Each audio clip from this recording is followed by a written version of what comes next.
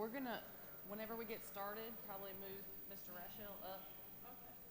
So it doesn't look like we're gonna have anybody for District 2, so we'll let him sit here, but it's gonna be out of order. Okay? 5. Yep, so we got.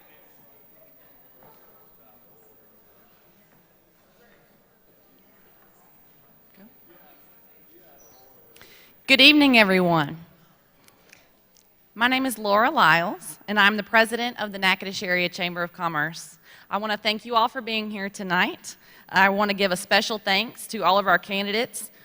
First of all, our candidates who participated in the questionnaire that was sent via certified mail and published on September 6th.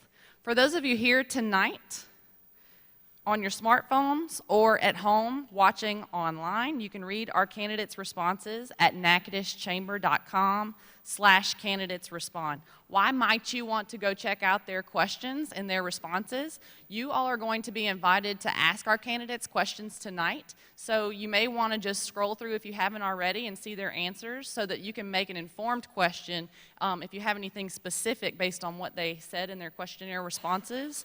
Now would be a great time for you to address those candidates directly. Again, that website is natchitocheschamber.com/candidatesrespond. This forum is being live streamed at natchitocheschamber.com/livestream. I also want to thank our NSU Student Government Association for sponsoring the event this evening and pulling together all the fine details. There are a lot of moving parts to an event like this, and a lot of people had a hand in bringing it together, and I just want to thank all of you very much. And on a personal note, for all of our SGA students out there, I hope that we'll see you on a stage like this one at some point in your lifetime. So if you're an SGA student, can you just raise your hand and let us say hi to you? Thank y'all for being here very much. We do have a few general rules to go through before we get started, just so we're all on the same page. These rules are for the candidates as well as the audience, so everybody please pay attention.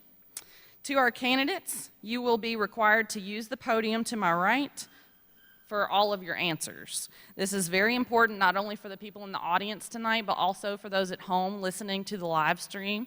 It's very important that you stand close to the microphone, speak slowly, and get as close to the microphone as you can. Each candidate will be given 3 minutes to speak on questions 5 and 6 from the questionnaire that was mailed from the chamber. And just to remind you all of the 2 questions that you'll be asked to cover in your first 3 minutes, they are, what role do you think you'll play in economic development? Specifically, what, in your opinion, are the most significant hindrances you think prevent businesses from locating in Natchitoches Parish, and how do you plan to address them? And 2, do you see an opportunity to more effectively allocate the existing millages and sales tax allocations in the parish while maintaining the overall rate? And please provide specific examples. So everybody, again, will have 3 minutes to address both of those questions from the chamber questionnaire. And we do have SGA students in the front row keeping time. If you guys could raise your hands there. Excuse me. They're going to hold up a yellow card when there's 1 minute left. So if you guys are standing at the podium, be sure to pay attention to these guys in the front. They're going to be your timer. Whenever we get to the end of 3 minutes, they're going to hold up a red card. That means it's time to stop. If you don't see the red card, don't worry. I'm going to tell you, time's up. And if we still have trouble, then we've got microphones that we can turn off. So everybody, we're playing by the rules tonight, okay? We got 3 minutes. It's very important, of course, that we all respect each other's time, and we've got a lot of candidates to get through tonight, and we are ending promptly at 7:30. So we're sticking true to the 3-minute time frame, okay? After each candidate has 3 minutes to speak, we're going to open it up to questions from the public, everybody who is here in the audience tonight. You should have received a question sheet when you walked in. If you need one, we do have SGA students around. If you'll just raise your hand or go grab them on the side, they can get you one of those question sheets. Also, if you need to turn them in, you can turn them in to one of our SGA students, and they will bring them down to our Chamber Board of Directors table here at the front. Those guys are going to ensure the validity of the questions and help me organize all of them so that we can get to everybody in a timely manner. That is just our attempt at the Chamber to be completely lost the word there. We're going to be completely neutral. We're going to be completely neutral in the forum, and they're going to help me get those questions straightened out. I highly recommend that you turn in your questions before we start the public portion. So before each candidate gets done with their introductory 3 minutes, we would love for you to go ahead and have your questions turned in so we can get them organized, okay? And again, we will conclude promptly at 7:30. Each question that you ask, the candidates are going to have 3 minutes to answer those questions as well.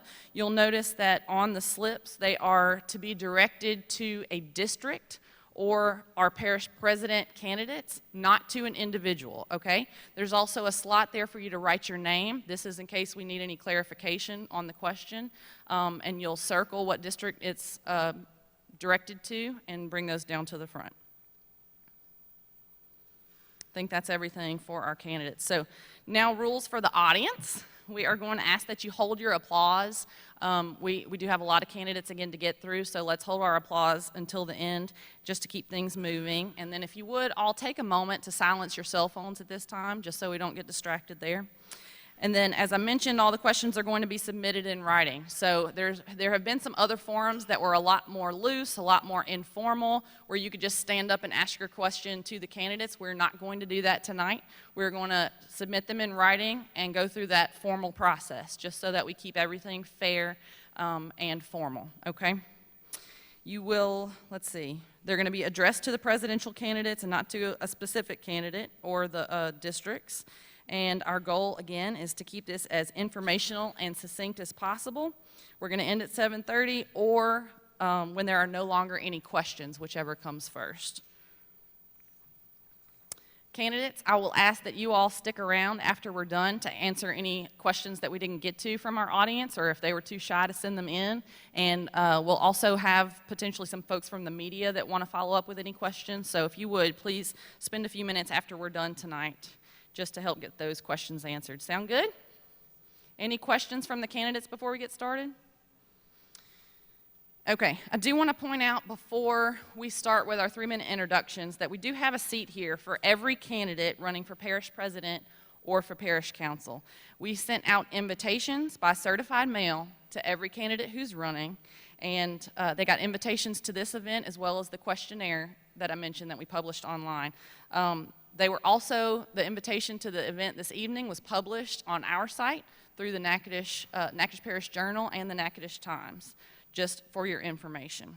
And I think we've got quite a few seats empty, so we've got Mr. Russell Rashell all back there by yourself. If you want to come move to the front just to help us speed things along as you get to the microphone, that would be great. Our candidates are seated in alphabetical order by district. And what we're going to do is start at the far end and work our way this way. So we're going to go ahead and get started. Ms. Precious Barber, if you could make your way to the podium here. And our SGA students, we're going to start the time whenever they begin speaking, okay? Yes, 3-minute introduction for everyone. Okay.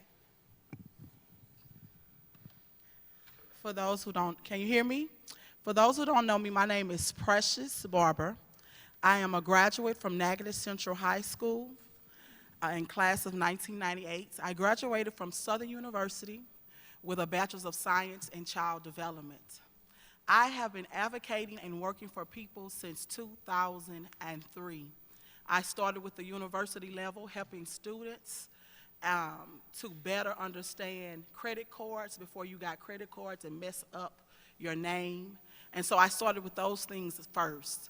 And then I came back home in 2005.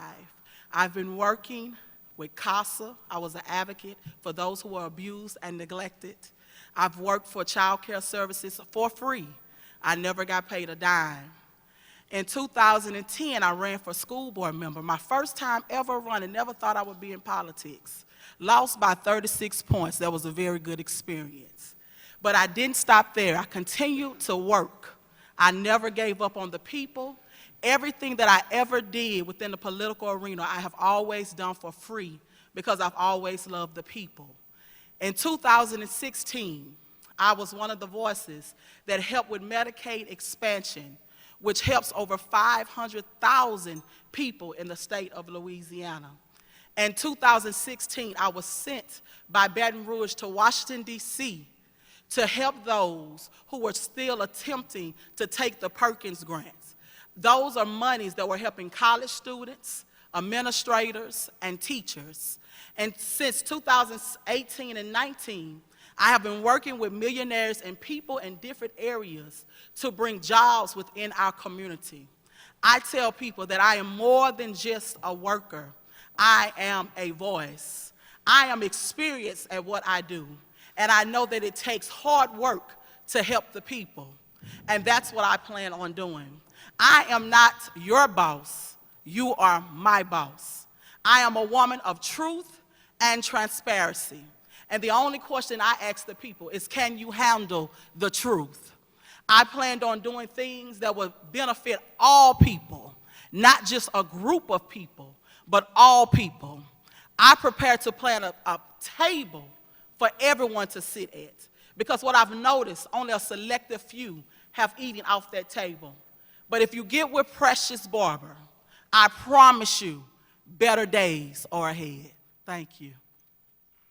We'll go ahead for the next one. Thank you, Ms. Barber. Now we'll have John Richmond.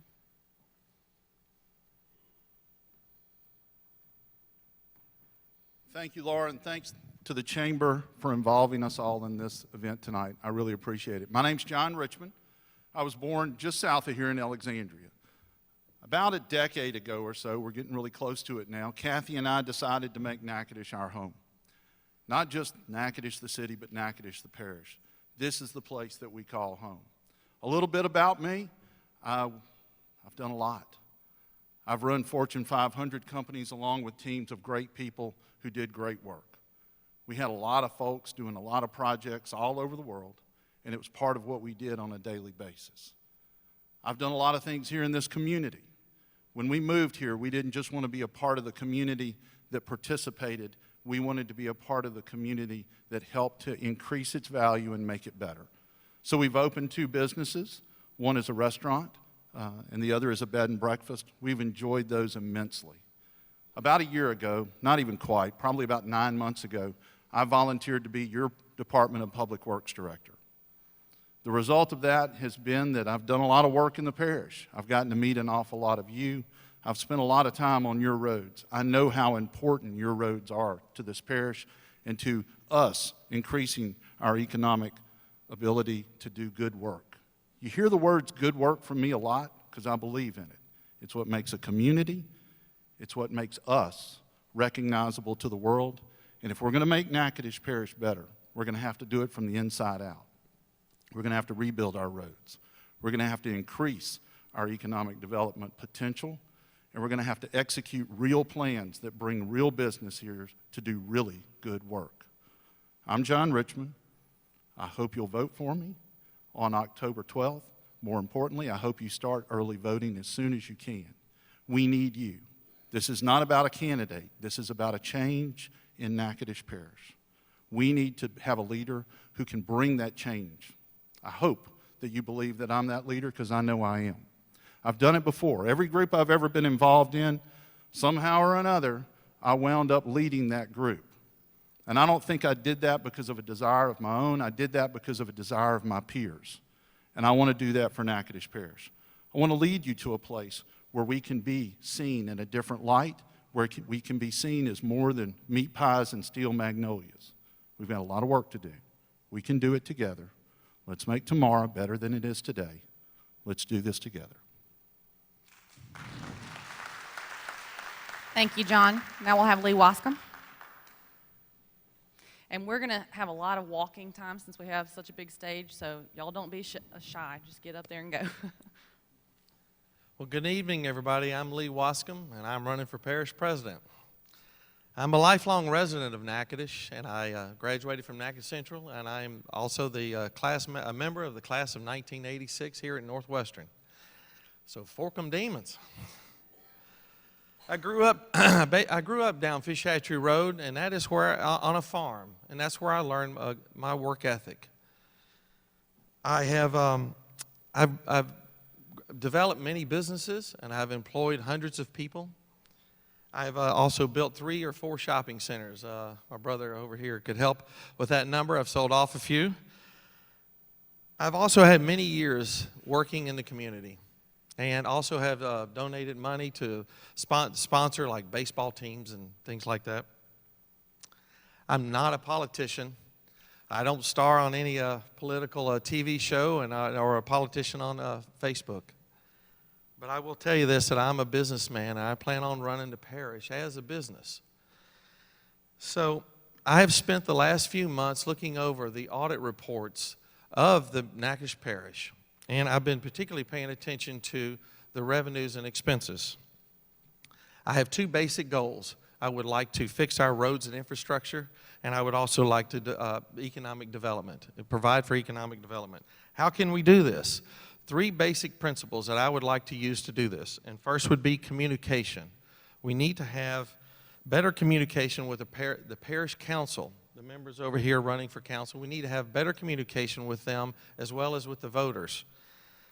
Also, I'd like to meet with the city council members and mayors from all the cities inside Natchitoches Parish, create a network, and solve our mutual problems. I would like to provide for transparency. This is very important. I'd like to publish the finances of the parish so that we know where things are going and how things are headed, and it can be easily available online. I would also like to publish our priority road list and how the priority in which it happens, and also have that available online. A trust. We have attempted in the last 30 years 22 times to pass a tax for parish government. The sheriff and other offices have easily been able to pass them or have them renewed. We have not been able to renew. Why? Because the people of the parish don't trust us. First of all, I'd like to establish Robert Rules of Order at our meetings, and if you've been to any of them, you'll know what I mean. So I'd also like to establish an open door policy with the parish president. I believe that with open communication, transparency, and relationships with both the parish council members and the voters, that we will have better results. I would like to thank the Chamber and the SGA for putting on this event here. That's Thank y'all very timely. much. Thank you. Thank you, Lee. Now we'll have Nicholas Wright.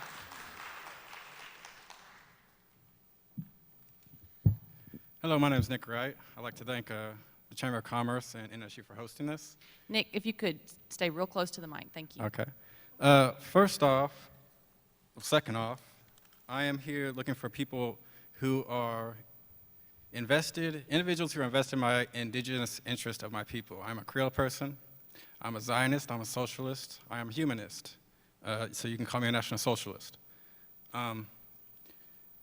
The Natchitoches Parish is the motherland of my people, and we have gone unrecognized because of federal asymmetry, which means that there's states, there's like Welsh or Scottish, they don't have their own autonomous regions. And there's actually something going on in America right now. It's called the Douglas Plan.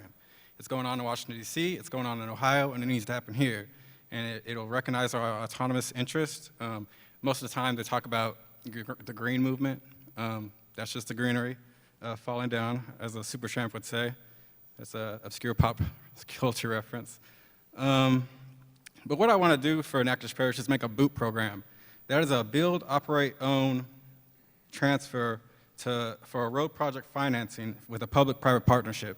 We'll have a request for proposal, and I think the operating term here is own. We need to own it. That'll be jobs. That'll be something that Natchitoches can do for forever. And I have bigger ideas, but I focus mostly on locality development. Also, I think Natchitoches needs to become an international city. This is happening all over the world. If the Douglas Plan is happening in America, we should be able to have the international city in America. And that's to separate us from Washington, D.C. and all that. They're going to have their own thing. And it's already like that already because of the Creole people in our motherland here. It's just people are miseducated, not uneducated. And basically I'm saying my people have no quarter. And that's what I'm here for. Thank you. Thank you, Nicholas. Now we'll have Joe Morgan. Good evening. My name is, I should have waited. Good evening. My name is Joe Morgan. I'm a candidate for District 1 Parish Council. I'm a lifelong resident of Natchitoches Parish. I was educated here in the public schools, attended Northwestern. My daddy was a construction worker all of his life. My mama was a school teacher, and matter of fact, most of her career was over here at the lab school here on the campus. I decided to run for parish council because I feel like that we need to make some changes, and that's kind of been my slogan: "It's time for a change." We need to figure out what we're going to do about fixing our roads, and I'm sure everybody throughout this entire campaign is almost tired about hearing about our roads in Natchitoches Parish, but it is indeed a problem. All of you that live out in the parish realize that, and we have got to do something about fixing our roads. Our biggest opportunity for road repair is funds. I mean, we've got to find some funds to fix our roads, and that's basically will be top priority for me, to work with a new president and a new council to secure funding somewhere from somehow to repair our roads, whether that be within our own government, whether it be working with the city of Natchitoches or other entities, the state, the federal government. We cannot rest until we find money to fix our roads. That's our future. It's not only our future for us, it's a future for our children and our grandchildren. And it's a future for our, to get industry in this parish. That's one of the biggest things that's holding us back now is our infrastructure to try to get industry to move into this parish. I've already gotten the yellow card, and I sure don't want to get the red card because then Laura will get on to me. So that's the reason I'm running for parish council. I would appreciate your support. Thank you. Thank you. Now we'll have Russell Rashell from District 5.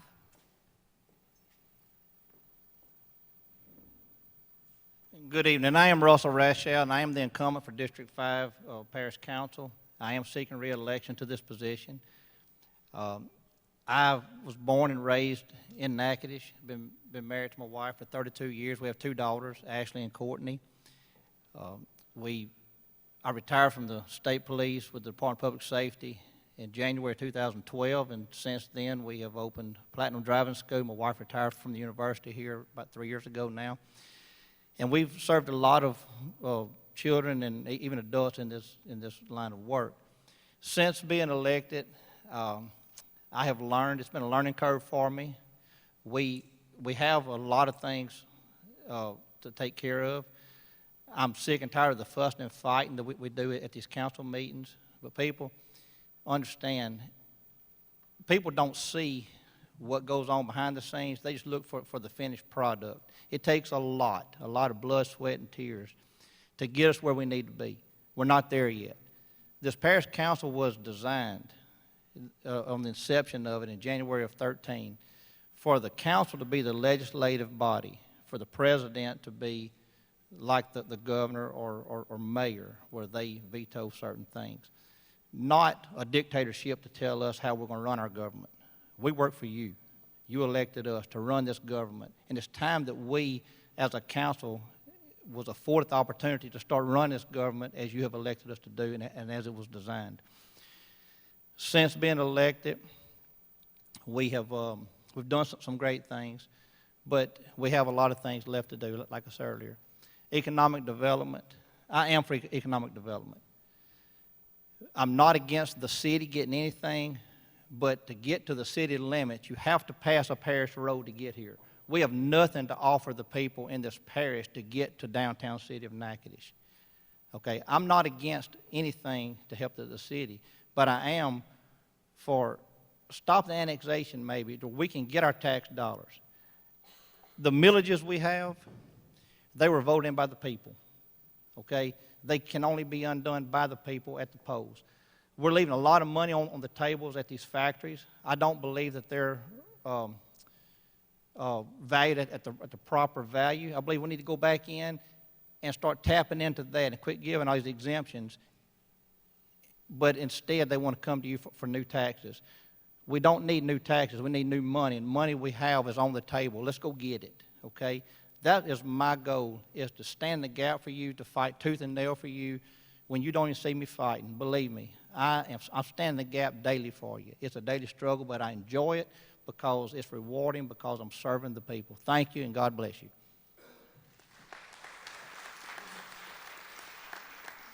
Thank you. Before we go to the next district, I do want to just remind everybody to go ahead and send your questions in. And as a reminder, we do need you to select one. We're not going to have time to ask a question to everybody on the stage tonight one more time. So if you could either pick parish president or a specific district. If you're in a specific district and you want to hear from the candidates in your district, now would be a good time to do that. Okay? All right. Jim Kilcoyne, thank you.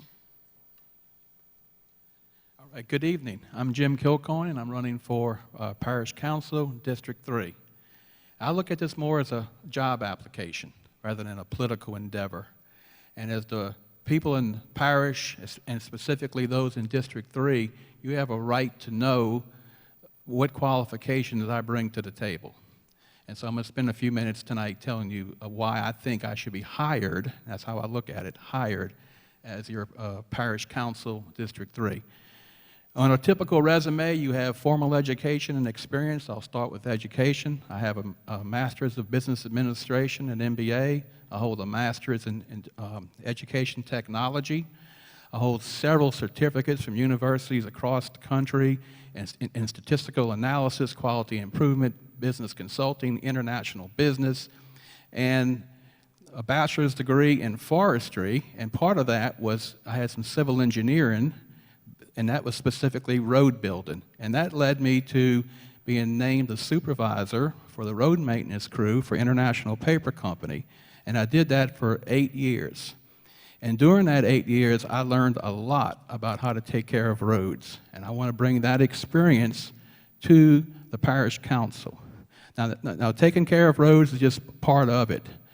My management experience, when I was working for International Paper, we had a $45 million earnings budget every year. We had a $5 million expense and capital budget that I helped to manage, plus the operational budget for the road maintenance itself. And we always had to deal with a bottom line. We did not have a bottomless pit of money. We had to stay within our budget. And we always seemed to manage to find a way to get the job done. And that's been my motto in my campaign, get the job done. Additionally, I was the director of the Small Business Development Center here at Northwestern, and I had a smaller budget, but I had 4 funding sources from the state government, the university, the federal government, and also a foundation. And each of those came with their own set of rules and guidance on what you could spend money and what you couldn't. So I fully understand managing a budget with restrictions, and that's what we need to do with the parish council. So again, I'm applying for a job, and it's the voters of District 3 that get to hire me for the whole parish, but I promise you I'll be working for the whole parish, and I hope you will give me consideration. Thank you. Thank you. And now we'll have Mr. Alan McMurtry.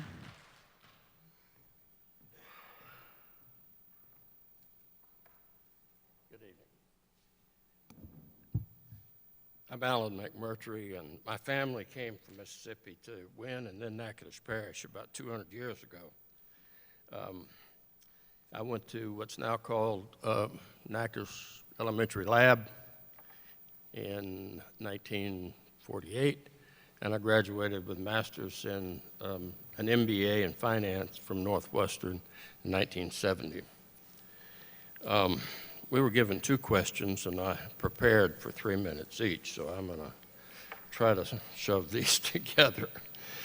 Economic development, as someone else said, under the Home Rule Charter, the parish president is the executive branch of the parish government.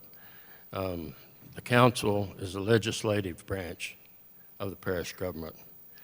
The council doesn't have any direct involvement in the economic development of the parish.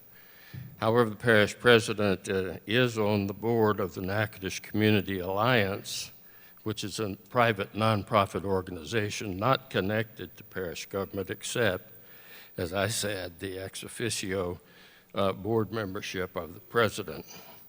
I'm sure the president will bring ideas and resolutions for the council to review, and after due diligence and a thorough review, the council will act on it.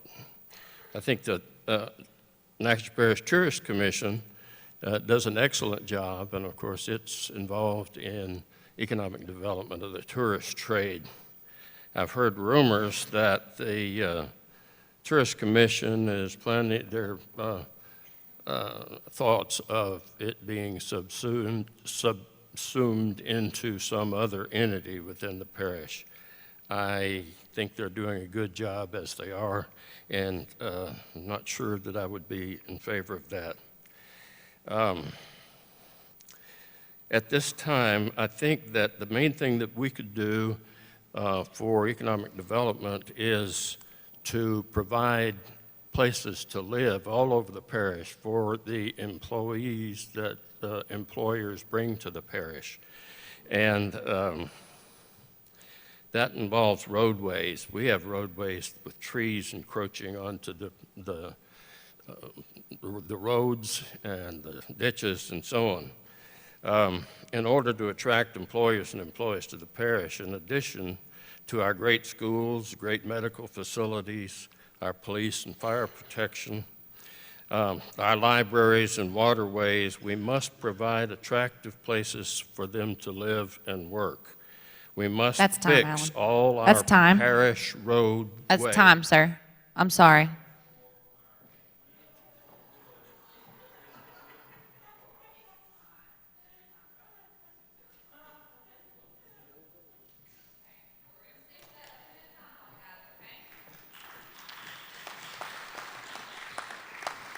I'm sorry to be that abrupt, but we've got to do that to keep moving. We're going to keep it fair for everyone, whether it's a sentence or a paragraph or a word. We need to stop at the 3 minutes, okay? Thank you for your understanding.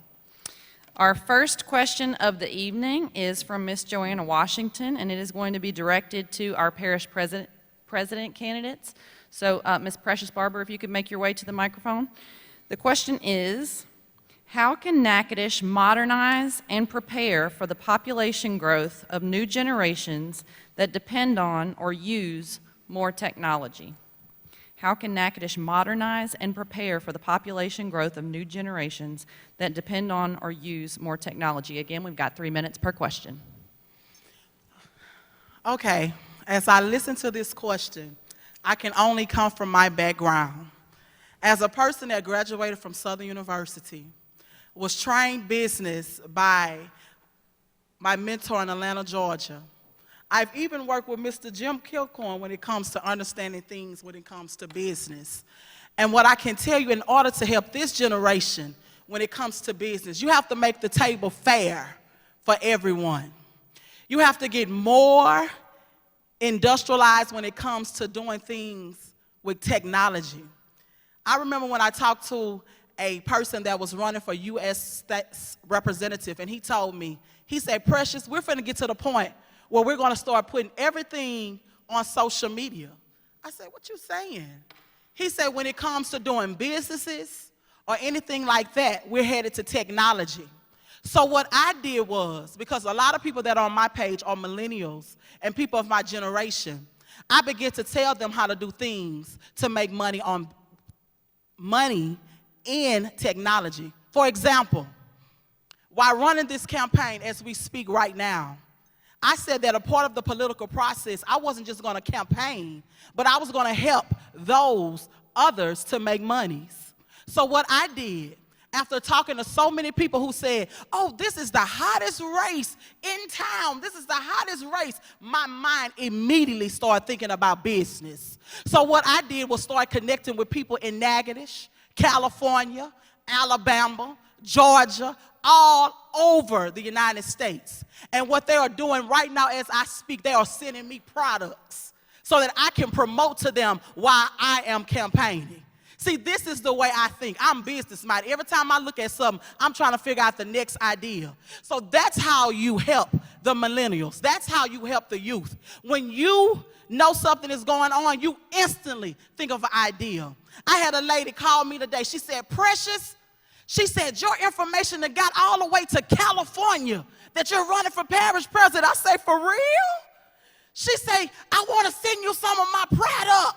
I got some clothes and some earrings and some dresses because I heard you love to wear clothes.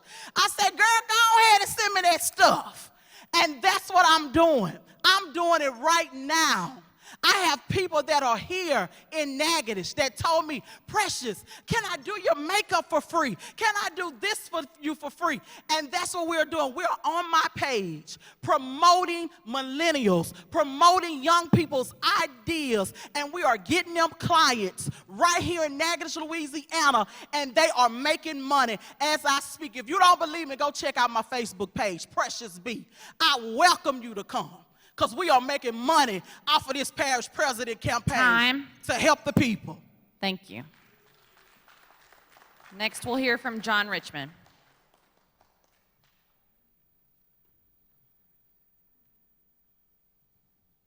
I'm sure there are a lot of good ideas. You're sitting in the middle of one of the best ones. You're sitting at Northwestern State University. We have more bandwidth from a technology perspective here than any place in this part of the state. You want to get technology people involved and you want to modernize, you start with partnerships between the Natchitoches Community Alliance, Northwestern State, and the existing industries here in the area. That's the easy part. The easy part, then how do you sell that? How do you get people here? How do you get millennials to move to a town that's 300 years old? How do you get them to want to raise their families here? Well, I'm going to tell you, in my book, that's pretty simple too. How many of you have kids or grandkids that have said, we'd love to be here, but you know, we just can't live our lifestyle out in Reedheimer because we can't get any good connectivity unless we're at home. And even then, that's pretty spotty. Way out in the far end of the Mora Red Dirt, if you've got some family property, you can kind of forget coverage out there too. So we need to expand our coverage. We need to partnership with this place right here. I don't think we need to do a whole lot of screaming and hollering across the country as to what we want to do whenever we can do a lot of great things right here, and we can make our life better at low cost and high efficiency of our dollars. I personally know, in my last minute or so, Kathy and I have a good friend, lives out of town, went to another university and said, all I want to do is I want to grow my technology company. I want your help to do it, major state university. They said, give us $500,000 and we'll partially fund a chair in your name and we'll give you access to our graduates. He went to another smaller state university and said, hey, I want to expand my technology company. They said, how can we help you? I guarantee you that red carpet gets rolled out at Northwestern more than you can imagine. The people at Northwestern are aching to partner with technology companies, and they are aching to improve the bandwidth and their footprint in the technology world. That will benefit everybody in Natchitoches Parish. It will be done at a low cost. It'll be funded by the state, and it'll be funded by private enterprise. No huge dollars, no requirement from us, just a commitment to think a little bit outside our box. Okay, just a reminder for our audience, if y'all don't mind, please let's hold our applause until the end so we can move quickly, okay? Thank you, John. Next, we'll have Lee Wascom. Well, good evening. I'm a gentleman who got out of the textbook business because of the advancement of technology. I used to sell textbooks at Campus Corner. Technology is a strong concern. I'm working with the Natchitoches Parish Library. The question is, how do you deliver technological, intellectual data to people? We have spotty services out there in the country. So how are we going to get technology out there? We have to make good relations with people like CPTEL and other companies that can provide an ISP and allow for our the bandwidth. The key is bandwidth, because that's how we're broadcasting our video, and a lot of people are downloading everything on their Facebook. So it's vital that we spend time working with partnerships, with businesses to expand it out to the far reaches of the parish, to make the parish fully, the whole parish could be invited into the technological advancements that we currently have. This will help also the Natchitoches Parish Library to deliver its books, because books are kind of going away, and they're now delivering everything on iPads and smart devices. Thank you very much. Thank you. We got half of the room. We're going to hold our applause, y'all, so we can quickly move, okay? Next, we're going to have Nicholas Wright. Thank you, Lee. I didn't do so well in my introduction. I just want to say I'm a 5-year veteran of the U.S. Army. Served in Baghdad twice, got a Purple Heart. I was a team leader, and currently I'm a PhD student at Walden University online with public policy and administration and global leadership as my minor. It's a mouthful. There's something that we said in the military. We must be 10% smarter than technology used. And one thing I think we can do here in Natchitoches is to, I know this sounds crazy, but to rename the city St. Nicholas. The parish can remain Natchitoches. Now that we have a tribe of Natchitoches or Louisiana, this is their home, and they don't need to have the city named after them. We could make more money. We could have people commit to come into Natchitoches on a bigger note to get a boot. But I think St. Nick would cover everything. It would be perfect for Cajuns who have the last name Saint, Catholics who have the last name Saint, who are trying to find a home here. It'll be their home forever in Louisiana, and it'll be good for Catholic Creoles. It'll be good for anybody who identifies as American legally. Additionally, I think we need a more robust work release program, say community-based recycling. I had mentioned this to the mayor, and they just kind of threw me off or whatever. But I think if they have an inmate in Alexandria's tower, their city hall, operating the elevator, he's a real big dude. He's about a quarter of the size of the elevator. You can hardly fit in there with him. But if they have someone doing that, in close proximity, I don't see why we can't have somebody recycling with work release and gaining some work skills. I have a line here I just want to say. I'm not trying to sell you better roads ahead or hopium. What I'm trying to sell you is a new direction. Thank you. Thank you. That is it for that question. And next, we will have a question for Dr. Fraser Snowden. And this we are going to direct to the candidates in District 3, so Jim Kilcoyne and Alan McMurtry. We are going to ask, do you favor the current system, or do you prefer to return to the old police jury? We'll start with Mr. Jim Kilcoyne. You'll have 3 minutes. Do you favor the current system, or do you prefer to return to the old police jury system? Thank you. That's an easy one. I like the current system. I support the home rule charter. I just don't think it's been given a fair chance yet to be successful. I think we're like the 38th parish in the state to switch. And if you look at let's just use the roads as an example. The roads, and I've been driving the roads in the parish the last 6 weeks, and I haven't driven all 880 miles of the roads in the parish, but I'm working on it. And those roads have been neglected for decades, not just years. And like I told you before, I know roads, and these roads didn't get this way in the last year or so. And so it was the previous form of government, the police jury, that dropped the ball. And I don't see any reason to return to that system. I think we need to make this system work, and I know that we can with some pragmatic governing and the support of the people. And I know that 5 council people working together, working with the parish president, and by extension the department heads, I know we can do it. And so just to answer the question, no, I think we need to stick with the home rule charter and give it a good go. Thank you. Thank you. Next, we'll have Mr. Alan McMurtry.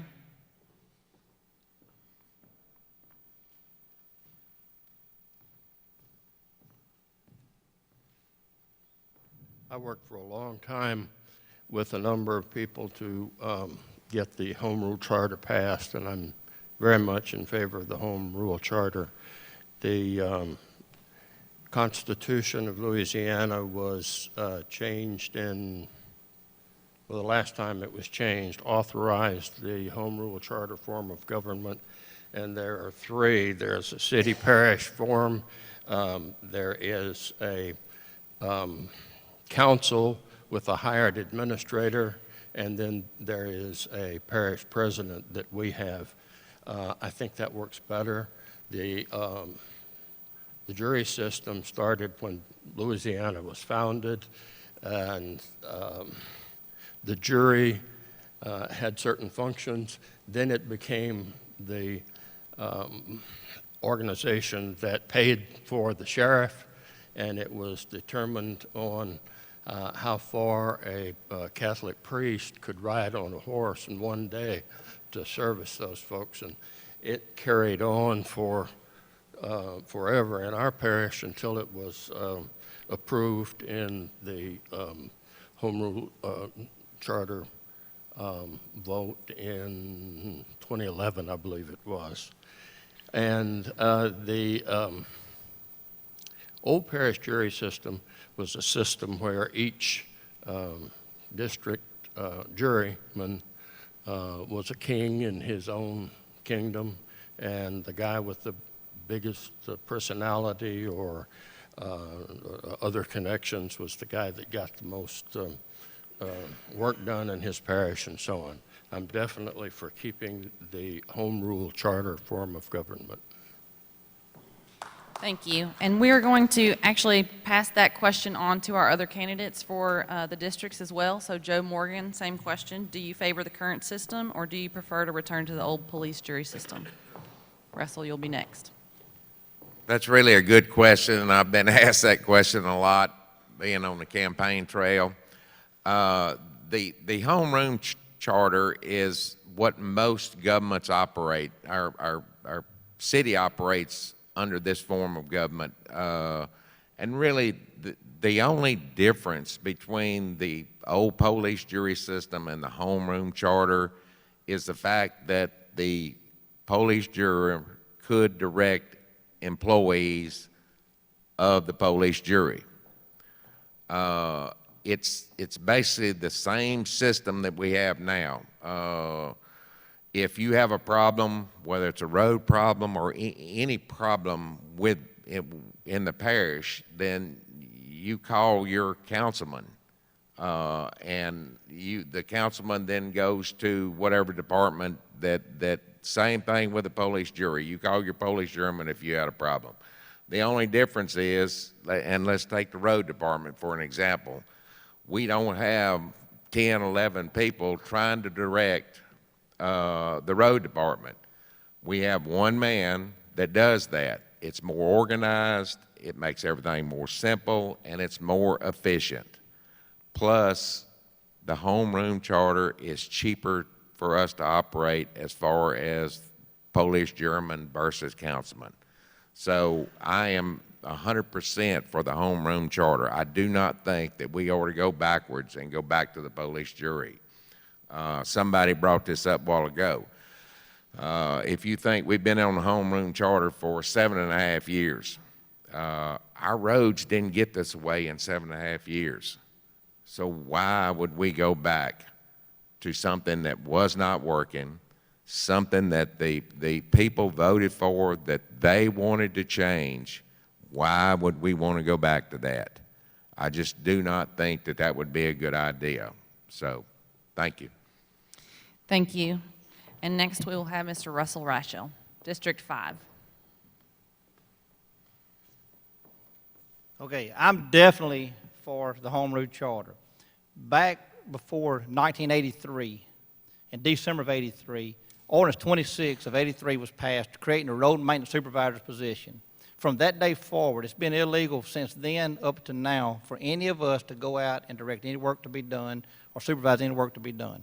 So if we go back to the police jury form of government, that position is still going to be there by state statute, okay? Now, we have a president making $80,000 a year. We have 5 council members making $6,000 apiece. That's $30,000 a year. So you add those two together, do simple math, $110,000. If you go back to the police jury form of government, The revised statute allows for a police jury to pay their jurors up to $1,600 a month plus $200 a month expense account. They also can pay their police jury president $400 more, so that's $2,200 a month. You add those together, people, that's $242,400 a year, and we only got $1,205,000 in 2018 out of our $37 million in taxes that was collected. We have the best form of the government if run correctly. I'm definitely behind the Home Rule Charter. I will always be behind the Home Rule Charter because we don't need to step back. We need to go forward. Thank you. Thank you. We will now have a new question, and this one is going to be directed to our parish president candidates. This time, Nicholas, we're going to start with you, okay, and move the other direction. So the question is from Jason Methvin. Where do you see Natchitoches in 10 years? Right now, Natchitoches is disconnected from its natural history. The reason being is because it's a Creole motherland, and it's being taken from us. The reason I say St. Nicholas City is because the founder of the Creole community is Nicholas Augustin Matoir. Grandparent Nicholas Augustin Matoir means godfather. They used to call Isle Revel Isle de Nicholas, and it would make sense to blow it up. 10 years from now, I would hope we have a boot program and a more robust work release program. Just all of the moving parts, keep them still in my mind. And that's all. Thank you. Thank you. Next, we'll have Mr. Lee Wascom.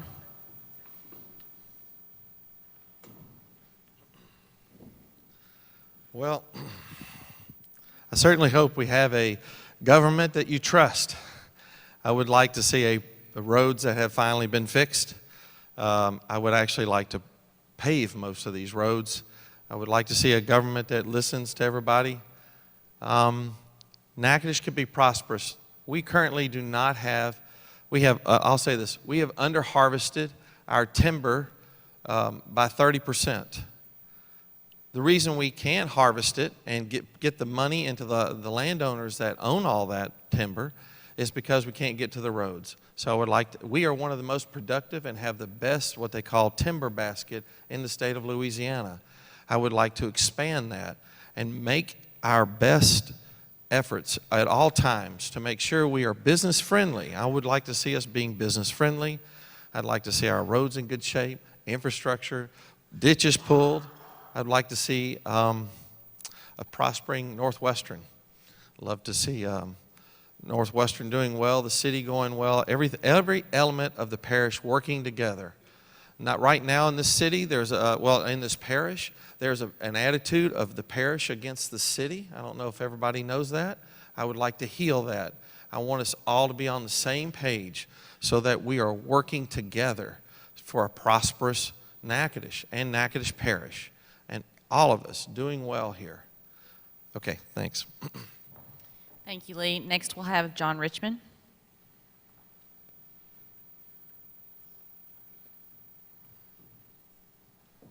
"10 years from now isn't that far away. We better get started now." Okay, so let's get started with a few things that we know we can do today that'll make tomorrow better than today is. Let's perceive a vision of Natchitoches Parish. Obviously, Northwestern has prospered. It could prosper more if it was in a place that was more hospitable to business and families. How many of our graduates leave? It's a lot. It's a huge percentage. Many of you in this room are products of a decade or a generation, I should say, when you decided this was the best place to raise your family. You may have graduated from high school or college from Northwestern, and then you decided to stay. The result is things have fallen apart. Your infrastructure has crumbled. There's been, as has been mentioned, parish versus city. Some of these things are fairly easy to fix. It involves somebody that's got a smile on their face and is willing to extend a hand of friendship and is willing to sign cooperative endeavor agreements with the city and the state that says Natchitoches is once again open for business. You want to make things better in Natchitoches Parish in 10 years? Start today. Let's get cooperative endeavor agreements in place. They're very simple. They can be a page or 2-page. They're not complex legal documents. We sign them all the time. and it allows people to work with people and to get things done. What we've done is we've built a bureaucracy that we've tried to parse out and say, oh, this person handles that, that group handles that. Oh, we don't do anything with the timber industry. Oh, we don't do anything with the poultry industry. We're the parish, you're the city. It's got to stop. Somebody has to unify this. Somebody has to bring the historic district in with the rest of the parish. Someone has to bring the city limits to the parish line. We have to understand, and we have to be not complacent, but we have to understand and be willing to help. It's a simple process that doesn't involve much more than all of us. There's about 60 people in this room right now. If you could change the minds of just 5 other people, think about how many people that is. I'll ask you to do that between now and election day. Talk to 5 people who want to have a positive vision for this parish, who want to make things better. And in a decade, you won't be thinking about what can we do to make it better. You'll be saying, oh my gosh, hold on to your hat, we're moving fast. That's the vision I have for Natchitoches Parish. It involves me and you, shaking hands, bringing you business, keeping our graduates here, building technology in this place, within the parish lines of Natchitoches Parish. Thank you, John. Next, we'll have Ms. Precious Barber.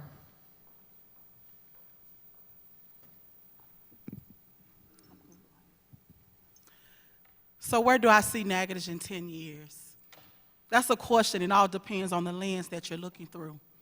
But let's talk about me as being parish president. When you look at from police jury to the charter, I heard someone say this. It's a such thing as movement, but we have yet to see progress. As your parish president, I can promise progress. When it comes to my lens, I see everyone eating at the table. By that, bringing businesses that everyone can benefit from, not just a selective few. In my eyes, I can see Natchitoches where not just a certain families are running this city, not just certain churches are running this city, but the people are running the parish government. I see a leader that's going to tell the truth and tell it like it is. I hear a lot of people saying this and saying that. I hear people saying how they brought jobs, but the only thing I see you bringing is restaurants. Is that all we're worth? It's restaurants? Restaurants. Let me speak on behalf of poor people. We want more than restaurants. I understand you've made a lot of money. You're doing good, and I don't knock that. But we have MUAs, that's makeup artists. We have designers. We have people who want to get involved in real estate that come from poverty. And yet, we have been unable to get to that table because of a selective few. This is not a one-sided story. We have a pyramid. And it appears that everyone at the top are the only ones eating. It's time for all of us to eat, including those at the bottom. And when we understand that we are a people in Natchitoches Parish, not just the rich, but a people that consists of poor, middle class, and rich people, then we can talk about unity in this city. That's why I have to go all the way out of town to outsource and create jobs, because we have none for those who are in poverty and low middle class. Thank God for ConAgra. Thank God for alliances. But what about those people who I call artsy people, into the arts? Where are their opportunities? I see Natchitoches through my eyes as a place of opportunity for everyone, a place of unity for everyone, a place where everyone will have a voice and not a selective few. If you vote for me as parish president, I promise you that. I'm not going to give you no lies or tell you nothing just to get a vote. I'm real, and I've been real, and I'm going to continue to do what I can do. That's time. Thank you. Precious, go ahead and stay up there. We're going to have another question for our parish presidents, and we're going to start with you and work our way back this way just to keep everything kind of fair. This one is from Phil Brown. He would like to know from all of our parish president candidates, roads in the parish are a problem. I and other residents of Shamard Heights just paid about $17,000 to have 850 feet of road repaired. This methodology is not acceptable. What will you do to raise funds for the roads, and what will you do to raise funds for the roads? Okay. You're going to hear some candidates talk about, I'm the only one that can answer that because I know how it goes with the roads. But my question is, if you're being in a position for all these years and nothing has changed with the roads, then that's a problem. I don't understand that, okay? So my thing is this.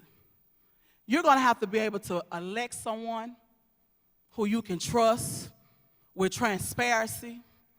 I'm not going to say it's a tax. I'm not just going to say that you're going to have to do a GoMe fund or whatever. But what I'm telling you, that there's monies that has been hidden from the people. You have an issue with roads, you need to get an audit, and you need to find out where this money is going. Or you can be like I did, and I talked to a person that is conducting the census for 2020. You need to start letting your people know that now is the time to prepare for the 2020 census. Because when you do the proper recording of these census, then you can be able to get grants and fundings. In 2021, they're going to be redistricting the lines based on these census in 2020. In 2020, more grants and monies will come if we have the proper census. So that's what you need to start preparing your communities for. Natchitoches, get your people ready for the census. If you get them prepared for the census, then that will bring monies to your parish. And in 2021, they're going to move out. So it's up to you. And that's how we can get some monies for our roads.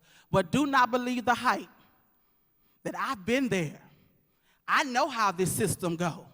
I know what we need. I work on the roads. My question would be to you is why you haven't done anything yet to get it done, and you work there. Thank you. Thank you, Ms. Barber. Next, we'll have Mr. John Richmond.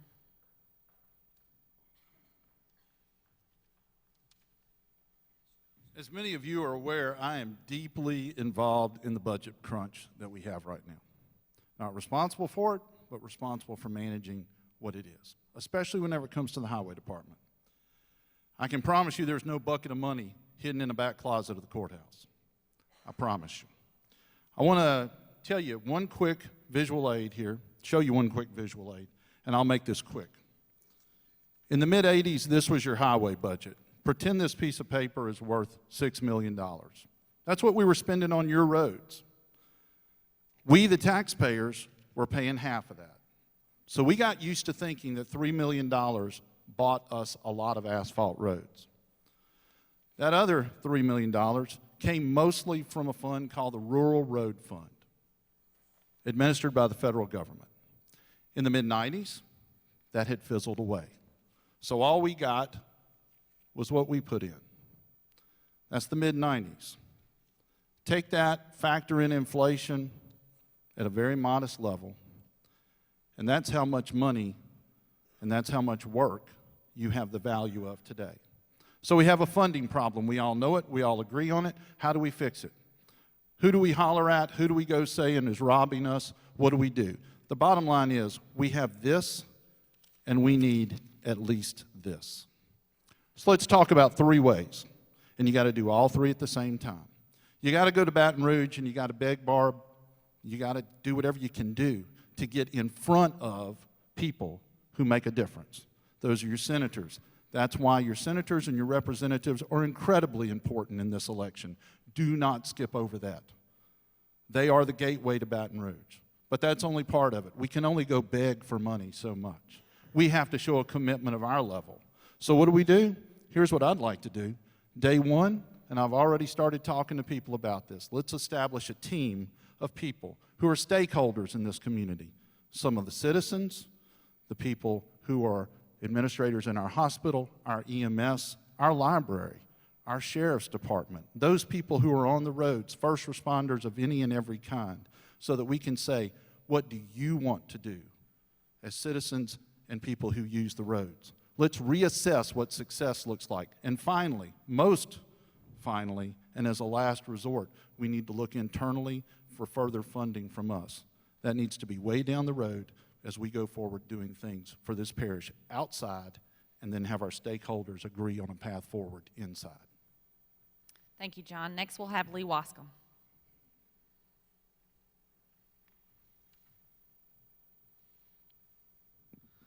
Well, this is about the single most important issue that's going on in our parish is our roads. I've grown up down Fish Hatchery Road and lived there 31 years. I've watched that road turn to a pig trail. If you've been out near Murphy's Farm area, just past Twin Lakes subdivision, it's horrible.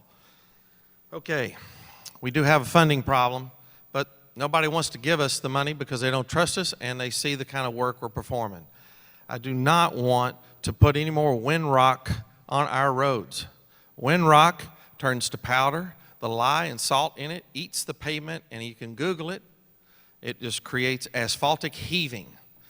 The new stuff we've got is green rock. The green rock is glauconite. It turns to powder, and it blows away.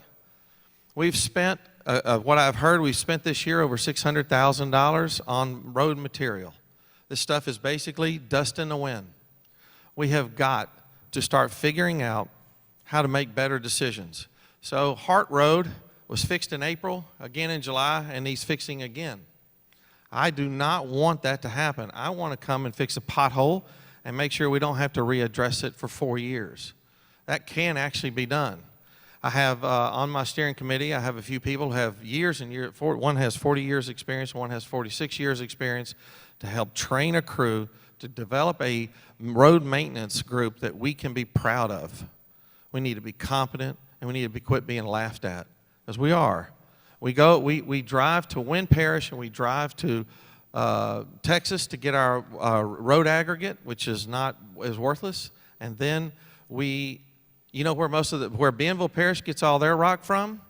They get iron ore from Bienville Parish, but they get the road aggregate from the Natchitoches Parish Port in our own backyard. So we need to make better decisions with what we've got. So ladies and gentlemen, that's where we want to start. Thank you. Thank you, Lee. Next, we'll have Nicholas Wright.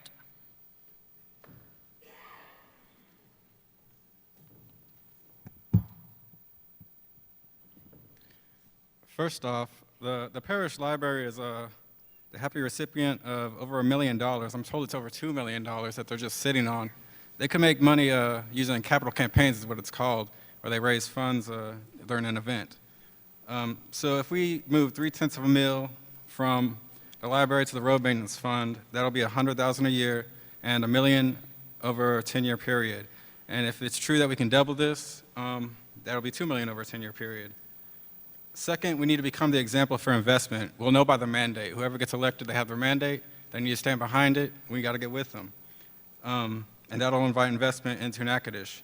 One thing that could be an example is having plastic roads or rubber/concrete mix roads. This is something we'd have to ask Richmond. I'm not a specialist in that. Third, we could strengthen community benefits. I don't think we need to strengthen stakeholders. I think they need to watch their own thing, and the mandate is to strengthen community benefits. This can make life more efficient. Thank you. Thank you, Nicholas. Our next question is going to be to our folks running for Parish Council. So this is from Sheila Carpenter. It's 2 parts. What are your views on future recycling initiatives? And do you agree on the current Head Start agreement with the parish? Why or why not? Joe, we'll start with you. Thank you.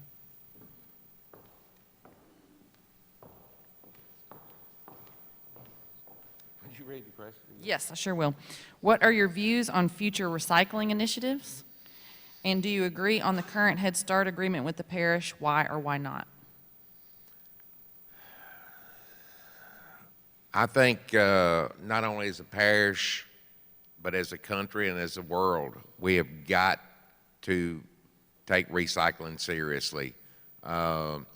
It's something that has been long overdue, and it's something that's got to happen. There are more plastic bottles, more styrofoam cups, than we could even begin to count. And something's going to have to be done with this stuff. We cannot continue to generate this type of trash, this type of material, and just kind of keep our heads in the sand and say, well, maybe one day it'll go away, because it's not. So, yes, I am a firm believer in recycling. I personally do a poor job of that myself, but it is something that we have to face. As far as what we're doing at the landfill with our garbage collection, I can't answer you in what exactly our recycling policy is out there. That's something that I will check into. Our garbage collection has worked semi-well. Like all areas of our parish government, it needs improvement. Our collection needs improvement. Our disposal needs improvement. And if I'm elected, that's something that I will definitely address with the new president and the parish council. Thank you. Thank you, Joe. Next, we'll go to Mr. Russell Rashel, District 5. You guys have it easy tonight, huh? The second part of that question, I couldn't hear what the second question Do you was. agree on the current Head Start agreement with the parish? Why or why I not? thought you said Head Start. Okay. Okay. Recycling. I do agree with recycling.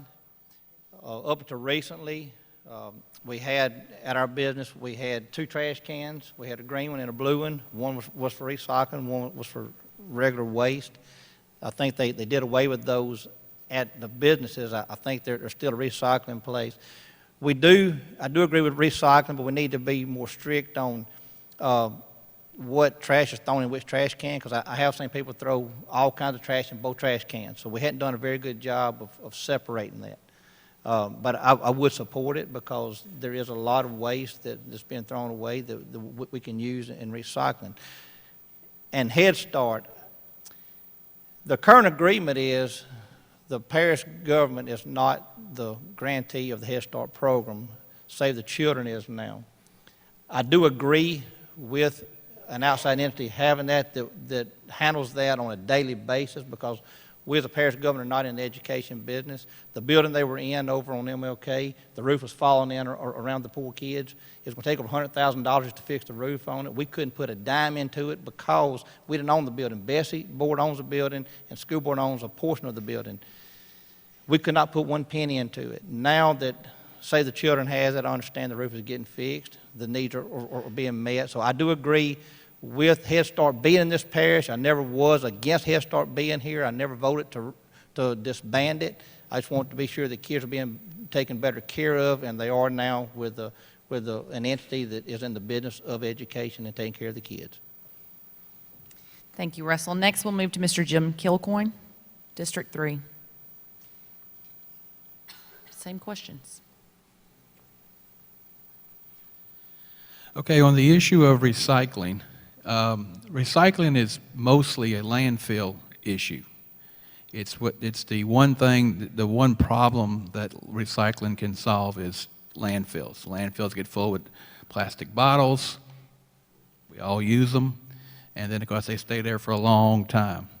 Recycling is not efficient. I can tell you, for instance, at a paper mill that uses recycled paper, and they mix it in with the pulp. It uses more energy. They use more fossil fuels to melt down the recycled paper into a pulp and then make it into paper. So while it might solve one problem, it's actually exacerbating another. It's always two sides to it. So if we have a recycling program in Natchitoches Parish that is efficient and can pay for itself, that's fine. I'm in full support. The problem is that you have nobody who wants it. You can't get rid of glass.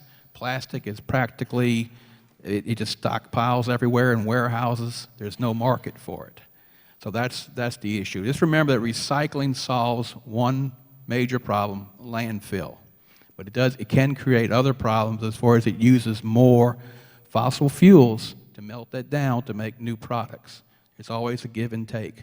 As far as Head Start, I'm not that familiar with the program in Natchitoches. I know it's been phased out, or it has been phased out, but I do support early childhood education, and I know that makes a huge difference with our kids and our grandkids now by putting them into a daycare where they can get started at a year and a half or 2 years old. They start interacting with other children. They get exposed to learning their ABCs and their numbers. It makes a big difference. It makes them more ready to start school.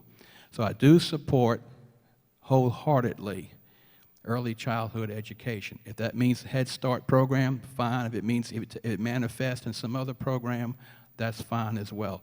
We do owe it to that generation to help provide a good start in education. So if it's a Head Start program, that's fine. If it takes the form of something else, I'm in full support of that too. Thank you. Thank you, Jim. And finally, we'll have Mr. Alan McMurtry.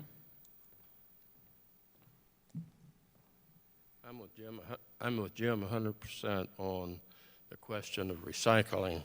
It's a two-part problem. One is the environment, the other is the financing. I'm all for recycling as long as it's economically feasible. We recycle. Actually, we've stopped because I understand the city has started putting the recycled material in with the other trash. I'm for Head Start and any other program that helps children to get a head start in their schooling and in their environment, socially, and so on. However, it's my understanding that Head Start is not a program of the parish government at this time. I don't know anything about building roads, never built a road, worked on a road, but I do know how to finance projects. And I do know how to finance the repair of the roads. Right now, the millage is 4.87, and that millage, that's for Road District 40, and it was established in 1986. That produces right now about $1,040,000. And I should hurry up. Thank you. Of that $1 million, 20% of it is paid by the pipelines, the high lines, and other industrial payers. Only 20% of it is paid by individuals that own homes. And many of those don't pay anything because they have homestead exemption of $75,000. If we take the amount that we already have and add to it several alternative novel taxes, such as a wheel tax, could produce $1,400,000, and a parcel tax, which is the same as 5 of our fire districts are financed by. You'll see that $50 on your tax bill. At $50 and assuming 40,000 vehicles in the parish. Am I talking about wheel taxes now? Anyway, the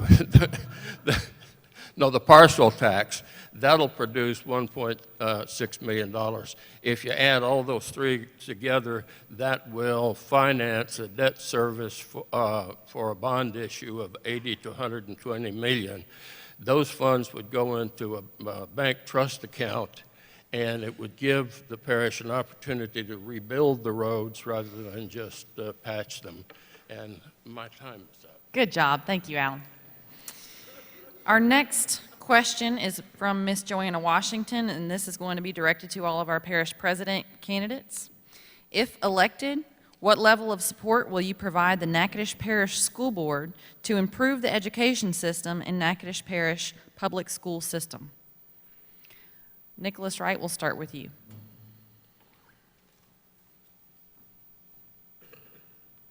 I'll make this short and sweet. I am a pro-family, and I think we should have a cradle-to-career education system. Maybe that comes with some sort of portfolios for the kids to carry on through elementary and high school, secondary, tertiary. Thank you. Thank you. Lee Wascom.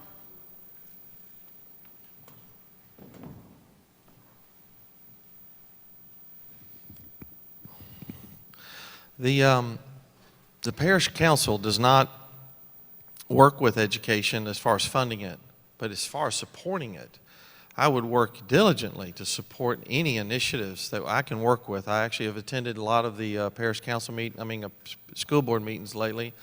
I'm really enjoying watching what they're doing with banding. I've spoken to a lot of teachers that I was sitting around while I was in these meetings. I know that we have to be careful not to delve into things that are not our business, but I tell you, education of our children is always going to be something that's important. We have to have a quality workforce. That's the only, if I'm going to invite economic development here, we have to have a quality workforce that's well-trained, to be workforce ready and be able to work these jobs. Do y'all know what the average level of education is for most of our workforce after the best and brightest move out? 4th grade. Now, some people are surprised at that, but that's actually the truth. This is IP coming from IP and what they actually monitor. This is important. I will support any initiatives to try to find a way to get this level of expertise in the people who are living here that provide our workforce, to get that from 4th grade level way up. It needs to be much higher, at least at the college, well, at least high school, graduate level.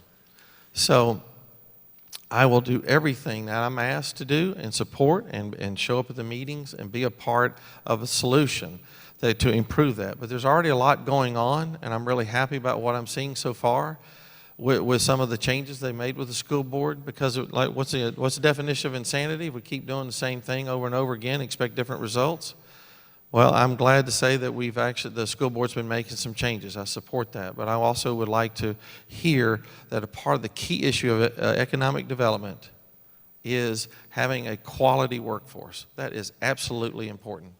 And so I will help and support everybody to get that, because that's one of our major issues. 3 big issues that we have problems with: our educated workforce, our infrastructure, and a business-friendly environment.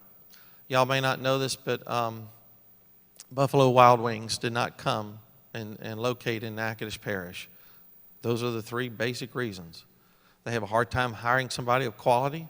They have a hard time with the infrastructure, finding a place to go stay and buy a house, and they have in a business-friendly environment. And now I have a chance to do that in the parish. Thank you. Thank you, Lee. John Richmond.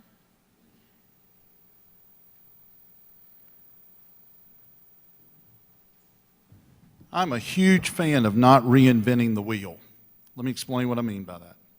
You're sitting in the midst of a lady and an organization that has decided that even though the Chamber of Commerce didn't have education as part of what they had in their bylaws, that they would restructure their organization. They did not hide behind a job description and say it's not our job. They didn't say they weren't in that business. What they did was they got involved. And they got involved, and now people think of the Chamber of Commerce and they think of things like the A+ Coalition. They think of education funds where there's a good bit of money to be spent in our schools that's been raised through the Chamber of Commerce. They think of their involvement with the Natchitoches Community Alliance and what that means to raise the education level of our workforce. We now, if we're not, and I may need a little correction here, I think we are workforce, what's the term, workforce? Workforce ready. Workforce ready, thank you very much. That's something we've worked very hard for. As a member of the Chamber of Commerce, as someone who sat on the board and someone who sat as the chairman for a while, I can tell you, you have the wheel. We don't need to reinvent it. The parish government needs to look right across over there and see what they've done and take the leadership that they've given and realize that leadership can come anywhere. And that leadership is be involved in education at every level.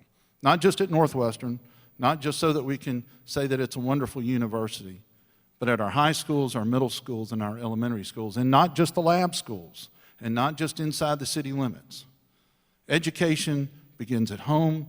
Early childhood education is important, and your Chamber of Commerce is involved in that too. So we as a group need to understand that there's a lot of traction already.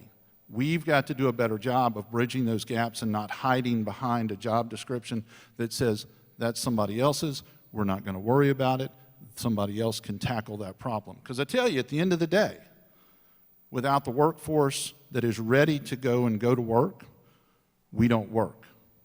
If we don't work, there's no tax dollars to pay for roads. Our roads won't get better. So, it's an easy solution. Let's jump in the boat together. Let's row the boat in the same direction, and let's follow the lead of an organization that's done a great job so far. Thank you, John. Ms. Barber?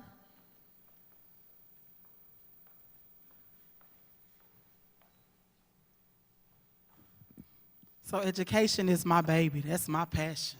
I love that. First of all, we as parish council, or should I say parish president, we can help if we choose to. That's not a hard fix.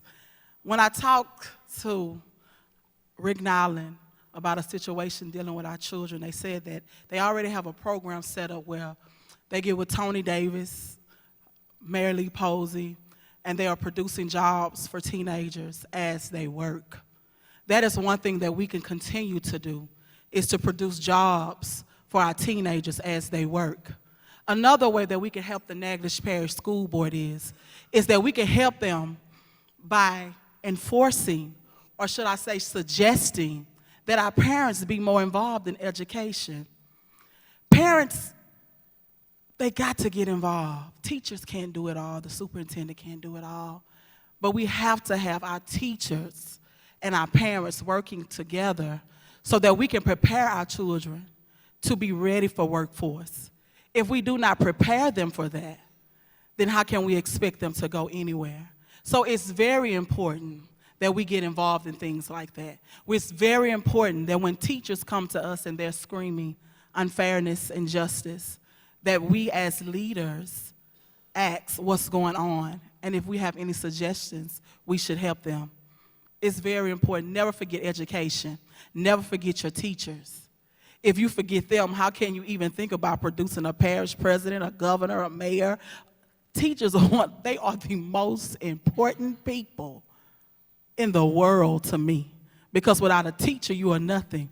And without teachers who educate our children, where will we be? So we can get involved. We can be a voice. We can work with other entities such as the Bessie Board, and we can help, and we can bring our issues to them. If we have a problem with the Natchitoches Parish School Board, we can bring those issues to Tony Davis. That is the person that's in our area.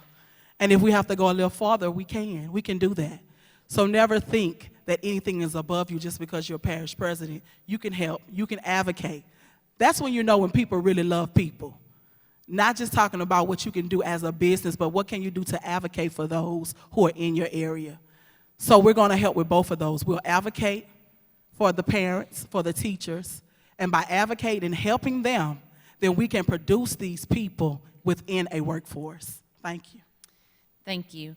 We've got time for one more question, and this was actually written to our parish president candidates, but we've only really got time for a couple of answers. So if, Ms. Clucci, if you don't mind, I'm going to direct this to our candidates for District 3. This question is from Melissa Clucci. It's been talked about for years. We desperately need a cooperative endeavor. Are we ever going to have a city parish facility for abused and neglected animals? We will start with Mr. Jim Kilcoyne. Yes, I sure will. It's been talked about for years. We desperately need a cooperative endeavor. Are we ever going to have a city parish facility for abused and neglected animals?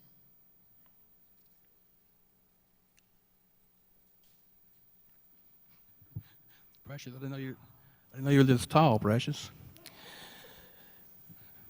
Well, this is a topic close to the heart. We like to work with the Natchitoches Humane Society, and certainly I think that supporting these organizations, Happy Tales and wait a minute, is that the same as Natchitoches Humane Society?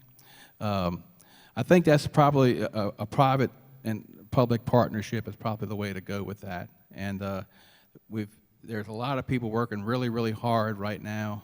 I can even cite Miss Juanita Murphy. I think a lot of you know her. Tirelessly working on behalf of animals, dogs, cats, all of them. And I think that, I don't know that necessarily that has to be from a parish government or city government. Certainly, we could probably find some room in the budget between the two.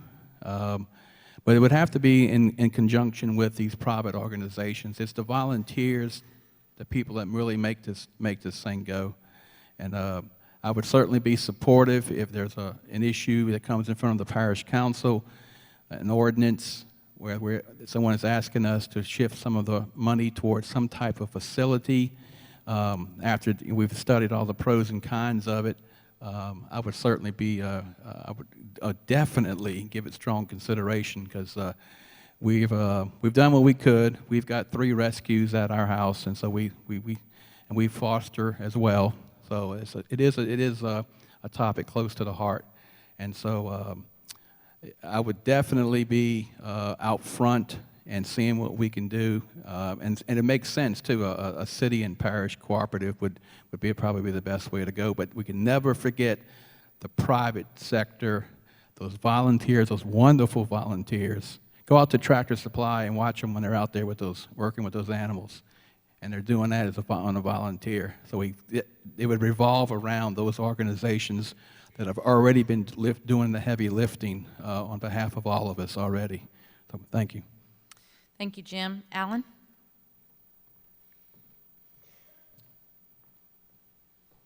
My wife and I have a dog and 4 cats, so we're animal lovers, and we contribute to private nonprofit organizations that take care of that.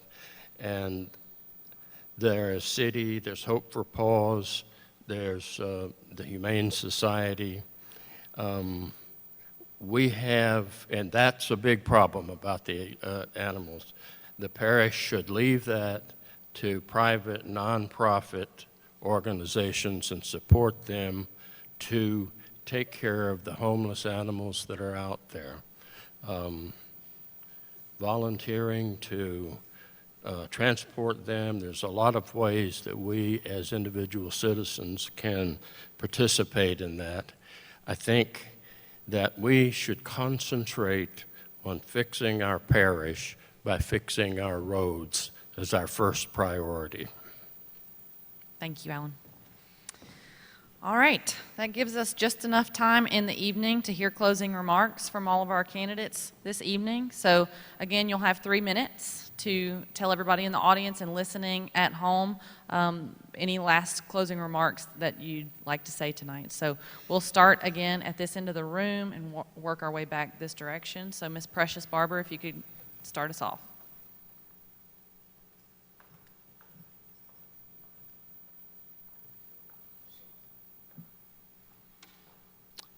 During early voting, September the 28th through October the 5th, and regular voting, October the 12th, I'm looking forward until you joining me and casting your vote.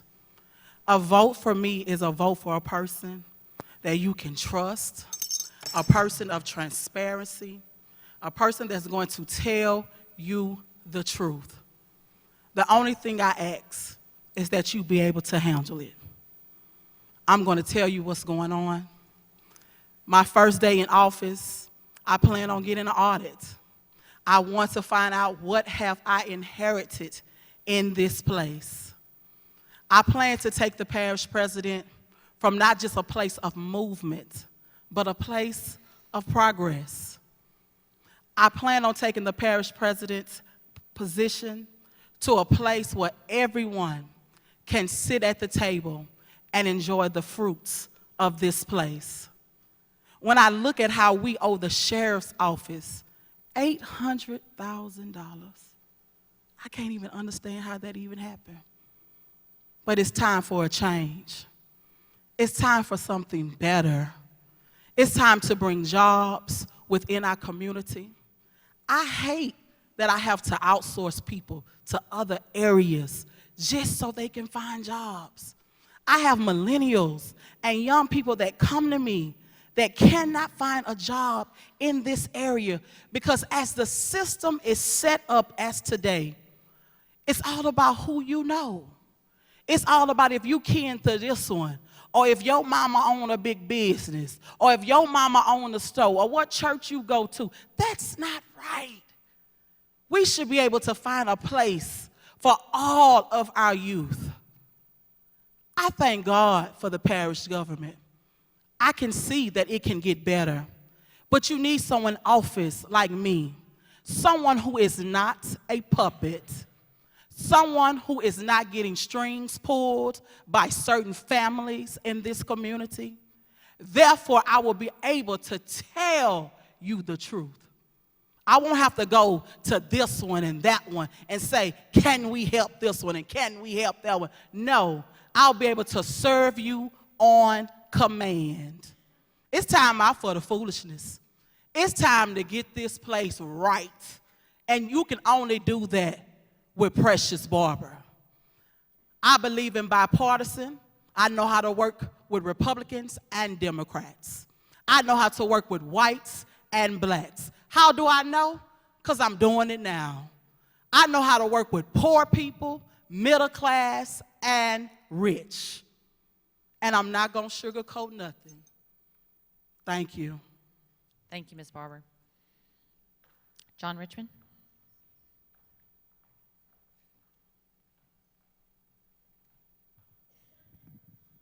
This may be a little hard to believe, but I'm 54 years old, and 47 years ago I went to work in my family business.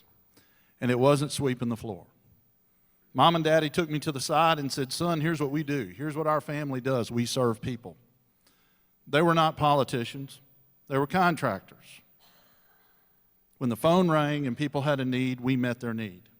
And hopefully, we met their need good enough so that they encouraged us to come back and do more work for them.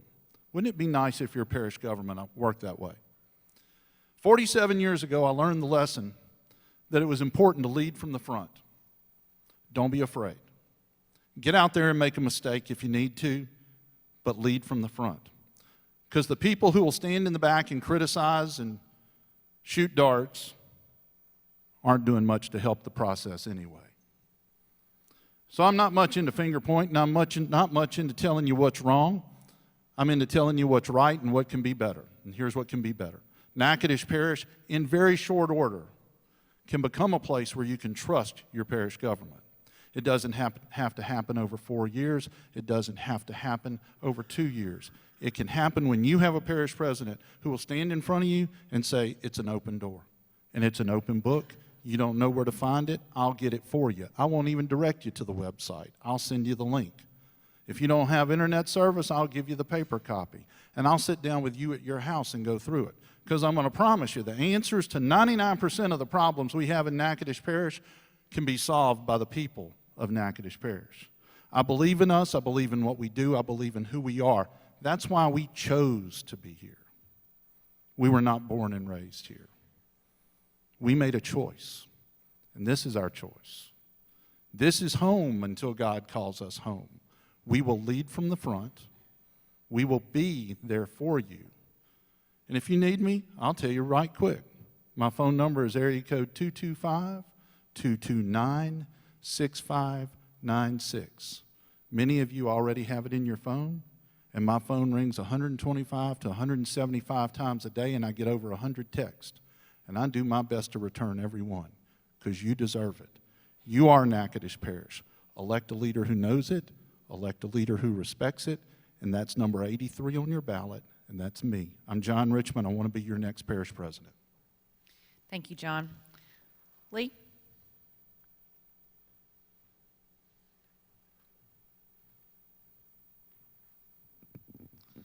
Ladies and gentlemen, I'm running for one reason, and that's I'm tired of our Natchitoches Parish government being the laughing stock. I've taken on difficult decisions.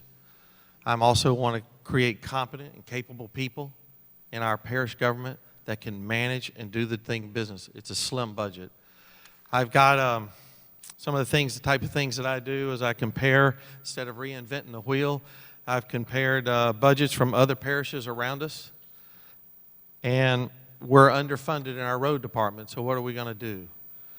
So a lot of people asked me when I first wanted to start running, what do you want to be, the next most hated man in Natchitoches Parish? And that's a reasonable question, but I've also taken on difficult jobs before. I have worked with the car show, worked with a lot of different projects here in town, and Kiwanis Pancake Festival had to restart it and redevelop it. And these are not really fun necessarily things to make hard decisions about, but I am able to look at a situation with the help of the people with me and create a team spirit, and hopefully we will be able to create a parish government that we're all proud of. This is one area in our parish that we're sorely lacking, and we have got to pull together. We've got to quit the Natchitoches against the outside of Natchitoches fight that goes on. We've got to create a much more a place that works with more harmony. I would like to be your parish president, and I've chosen to run to be parish president because this issue impacts all of us. If we don't fix our roads, how are you going to sell your road if you have a road out in the country? You can't. We can't harvest lumber. We can't harvest the lumber to pay to the landowners. It's worth millions, by the way. It's millions of dollars. It's just growing. We're concerned about the work-ready group that if you're going to invite industry into our parish, do you guys invite guests to your house when your house is a mess? We need to clean the mess up, and we need to invite business in, and this is what I plan to do. Thank you very much. Thank you, Lee. Nicholas Wright.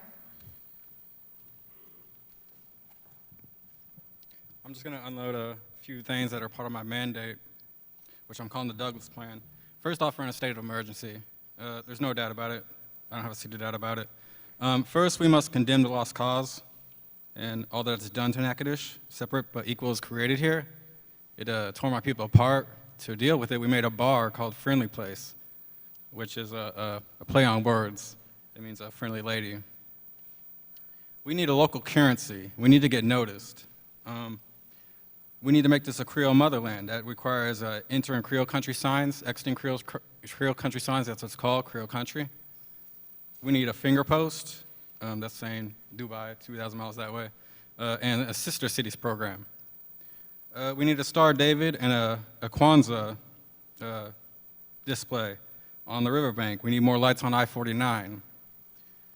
We need more, we have plenty of venues, but one venue I've noticed is there's a beach in Gorham that ain't being promoted. It's called the Burby. It would be nice if we promoted that and have people spend some money out in Clutcheville and Gorham area.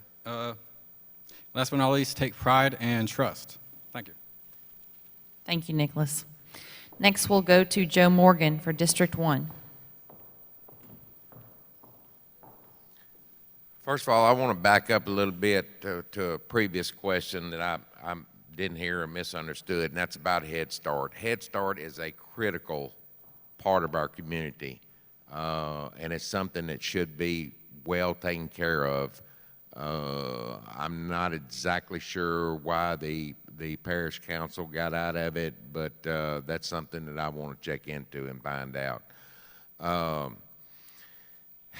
It's amazing how simple life is and how complicated things can get when people are involved and situations are involved. When it all boils down to it, folks, we have problems. We all know we have problems.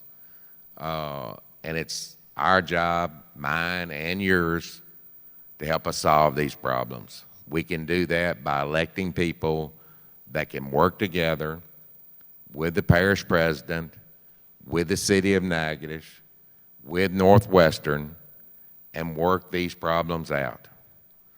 We have qualified experts that live in our parish that can help us with these problems. I don't have a clue of why we don't utilize these people. They have more experience at some of the problems that we have. Why don't we form a advisory group to look into our millages? Why don't we form an advisory committee to look in better ways or new ways to redo our roads and all the other services that we're having problems with? When you take a parish president and 5 councilmen, your circle is probably the size of a baseball. Why not involve more people in it? Why not make that circle bigger? And that's what we need to do. We have the experience to do that. And it's something that must happen, because we will not work ourselves out of this problem with 6 people. It has to be a group effort, not only with the citizens and to gain their trust, but we need y'all's help. We need everybody's help. And we need the help of our other governments, other towns, our state, and our federal government. And until we all realize that and make it that simple and go to work in that direction, we will not improve this parish. Thank you. Thank you, Joe. Next, we'll go to District 5, Russell Rashiel. I have been in office since January of 16. I have made mistakes. It's a learning process for me. I've learned a lot. I've learned that you always stand in the gap for the people. I am seeking re-election because I feel that we're doing the right thing. People have asked me, why did I run the first time, and why in the world are you running again? Well, you know, one morning, several years ago, I got to do my Bible study at 4 o'clock in the morning, and I'd already petitioned the Lord years ago to put a desire out there, you know, that I want to serve the people in some capacity. Well, that morning, I didn't know where I was going in the Bible, and the Lord led me to Moses and the burning bush. And Moses was just like I would have been. That bush was burning, but it wasn't being consumed. And he got nosy. He wanted to go see what it was. He got curious, and like I was. And he said, "Okay, you're on holy ground." That's what he told Moses. "You're on holy ground. Kick off your shoes." Well, the Lord told me that morning. He started speaking to me right then. He said, "The people are tired. They want a change. I'm gonna send you." He said, "Who did I tell them sent me?" He said, I'm gonna send you. He said, "Who am I gonna tell them sent me?" He says, "I am that I am." People, I was tired of what was going on 5 years ago. I wanted a change. The Lord had put his hand on me then. He's not through with me yet. It's all about him enabling me to help you. I'm asking for your vote. Early voting starts Saturday. And the regular polls are October 12th. I am petitioning you for your vote because I'm doing it for the right reason. I'm doing it for you.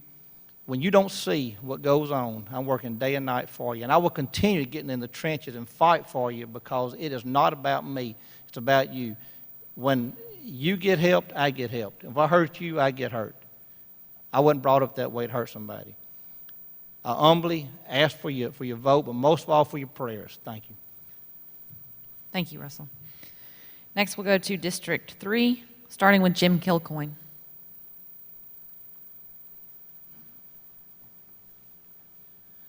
About 2 hours ago, I stood up here and I told you that I looked at this more as applying for a job rather than a political endeavor.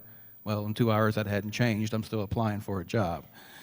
And I'm appealing to specifically those in District 3 to hire me on behalf of the whole parish. I'm holding in my hand the budget for this is the budget for the parish government, 2019, a lot of pages, a lot of numbers. Politicians make promises, but since I'm not a politician, but I will say this. I've heard some talk about, and you hear this a lot, there's not enough money. There's not enough money. How often? You're not enough money. That's the old fallback. There's not enough money. Well, two things. I'm not going to accept that premise yet until I've had a chance to go through this budget line by line, finish going through it.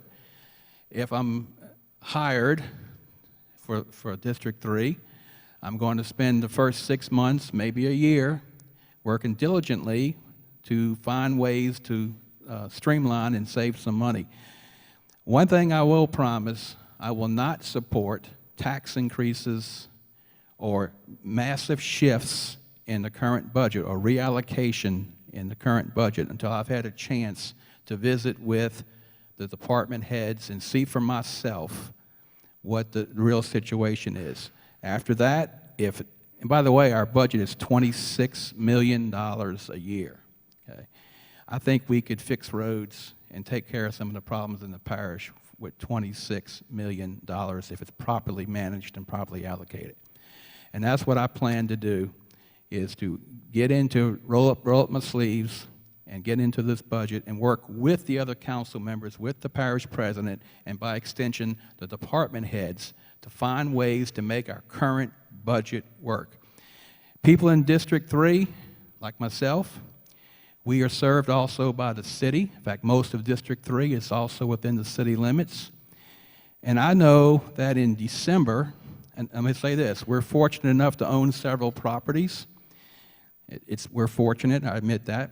And in December, I go to East 5th Street and I write a check at the tax commission, city taxes, and then I drive across the river and I go to the courthouse and I write a check at the sheriff's department for parish taxes. People that live in District 3, we pay both city taxes and parish taxes.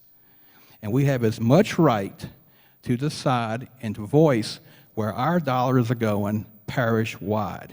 And that's the vow I make to the people in District 3. I will be your voice to make sure that our tax dollars, oops, I'm out of time. Thank you. Thank you, Jim. Alan?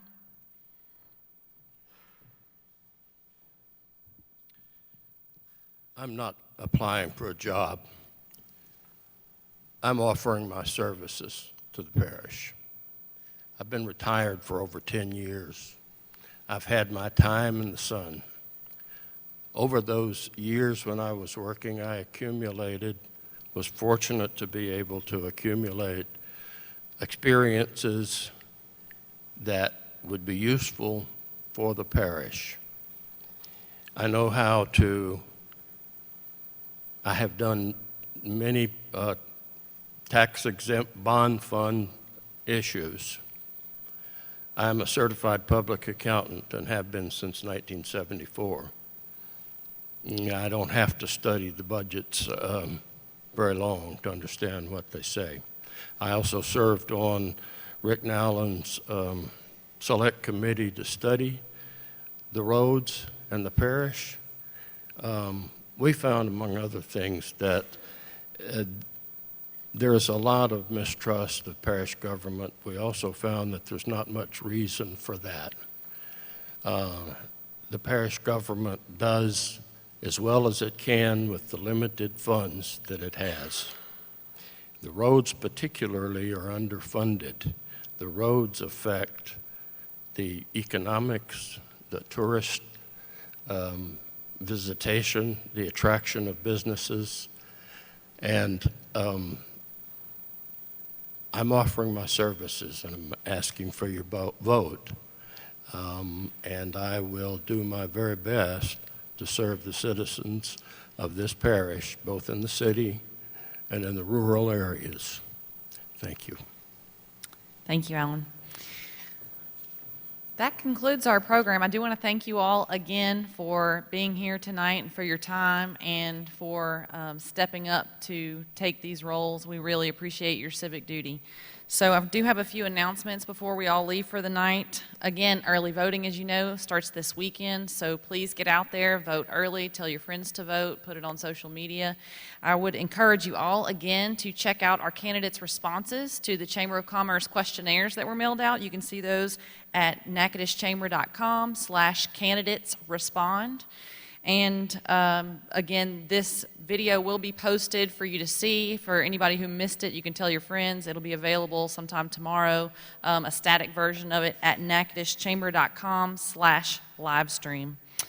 That's it. If I could get the candidates to stick around again for questions and for a group picture before you all leave for the evening. Thank you all so much again for your time.